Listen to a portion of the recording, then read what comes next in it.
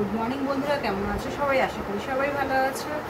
রোজকার মতো আজ অবশ্য অনেকদিন বাদে টিফিনটা নিয়ে বসলাম। আমি খুব একদম কম খাবার নিয়ে বসেছি, তাড়াতাড়ি খেয়ে উঠে পড়বো। আজকে টিফিনে আছে হচ্ছে রুটি আর এই লটিয়া মাছ ভাজা, গোটা গোটা লটিয়া মাছ ভাজা আর ডাল। এটা দিয়ে হচ্ছে রুটিটা খাবো। আর পান্তা ভাত খাবো, কাঁচা লঙ্কা, কাঁচা পেঁয়াজ, 3টে ডিমের অমলেট, ডিম ভাজা আর ডিম ভাজা দিয়ে ডিম দিয়ে একটা সবজি দিয়ে তরকারি করেছি। আর তারপরে এই 4টে রসগোল্লা।